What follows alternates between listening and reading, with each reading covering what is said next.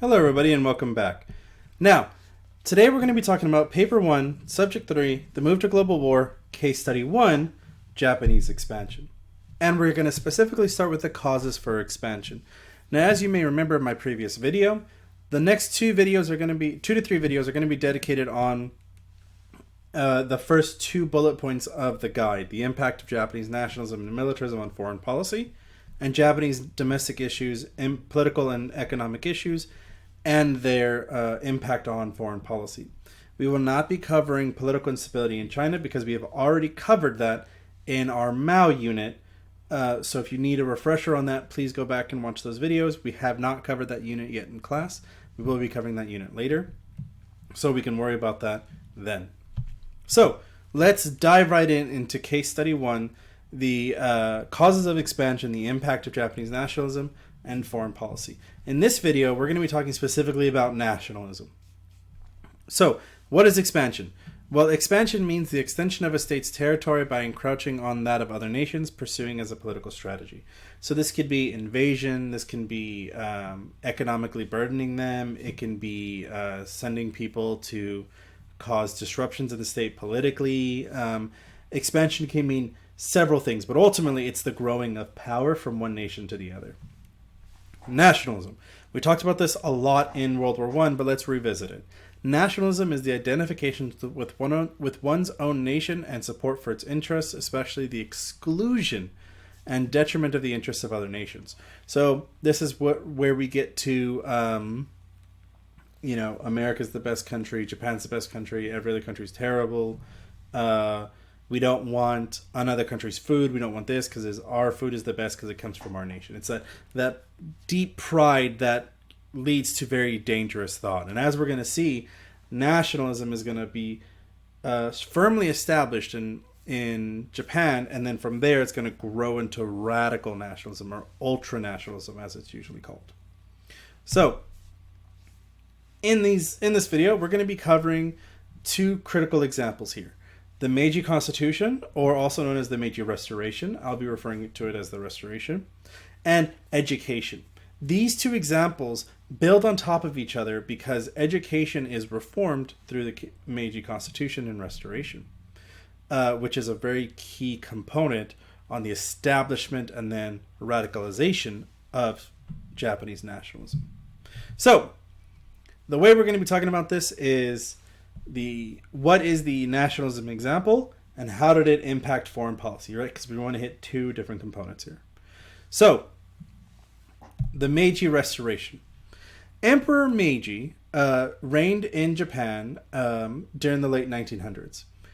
When he came into power, he saw that Japan was in a weak state in terms of international affairs. So he wanted to reform the entire country. He wanted to go through, look at everything that was wrong, and restructure it to make Japan essentially better, to make them as they were back in the earlier years. So a lot of what he starts doing is trying to implement what's considered older policies in modern, and what is going to be modern day Japan. So he's trying to bring back the samurais, he's trying to bring back a lot of these fancy things. And in 1889, he starts the Meiji Restoration. Now what this is a restructure of the government. It's a writing of a new constitution. It's restructuring education. It restructures the military. And it restructures the social statuses in Japan. And this is a huge deal because essentially what he is doing is trying to get rid of all Western influence, get rid of all things that are not Japanese in the government. And so by doing that, he creates a new consul called the Diet. And in this restoration, he says, we as the Japanese need to be united as one group. So the government will not be able to pass any policy unless every single person is in agreement. So if one person chooses that they don't like whatever the policy is, whatever the new government wants to implement, it's shot down. And this is a big deal because what this starts doing is essentially everyone is starting to compete to be the most superior of the Japanese within the Japanese culture. So they're really opening the door to this radicalization of competition. I'm more Japanese than you. I love Japan more than you. And ultimately, this falls into the military. The military is seen as this, as the face of Japanese nationalism. And so because of that, a lot of people want to either join, support, or fund the military. And this is a big deal, because what this is ultimately doing, the Meiji Restoration, is giving the military almost complete control to control the government by either vetoing anything that would attack them, like military funding, or veto and shoot down bills for people who try to criticize the military. And if you did try to criticize, or if you did try to do anything to hurt the military, they could easily turn around and say, well, you don't love Japan as much because a strong military means a strong Japan. What's wrong with you? And so it's this weird hostile dynamic in the government where now people are looking at each other on, how can I prove I'm the most Japanese than everyone else in here? And it becomes this really deep competition.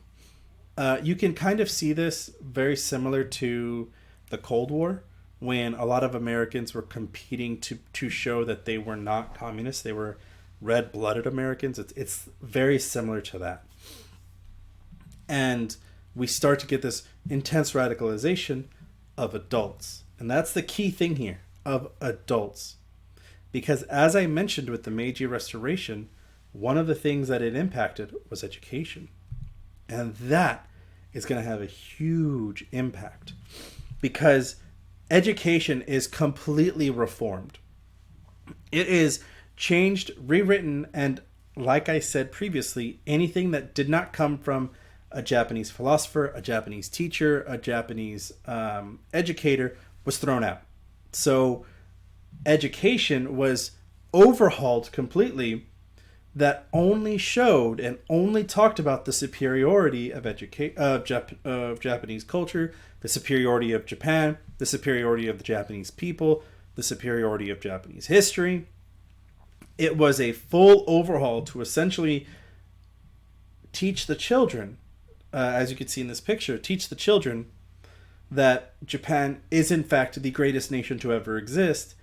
And because of that, they are given a special mission. Now, this special mission is essentially that because Emperor Meiji, who is actually this gentleman right here, Emperor Meiji, as the leader of Japan, is the one who is ushering Japan's superiority over the world. And thus, it is up to the children, when they grow up, to essentially fight and promote an aggressive Japan so that the beauty of Japan can be in control of the world. So essentially, over time, over the grade levels, children are slowly indoctrinated to not only believe that Japan is a superior nation, but that they need to have so much love, so much support, so much nationalism that turns into ultranationalism, to kill and to die for their country. That they have a special mission, and their lives are special when they are supporting Japanese nationalism, when they are supporting the superiority of Japanese history, culture, and existence. And so this special mission is doing what the Meiji Restoration did for adults, but for children. And this impact is going to essentially create a system where when these kids grow up and have families and have their own children, they're going to radicalize them even further than they've been radicalized. And the parents of these children are competing with each other, as we see in the Meiji Restoration. So essentially, this restoration starts a huge ball that rolls down Japanese civilization, Japanese society, where everyone is pushing each other to be incredibly aggressive, to be incredibly pushing of Japanese superiority. Thus, it is up to Japan, it is up to the people of Japan, the future children and soldiers, to expand, to grow, and to attack. And all of this is created because of that Meiji Restoration. Thus, this is setting up a huge stage for Japan to start going into war. Because again, this takes place in 1889. We're not going to see the effects of this restoration and this education until 1914 with World War I.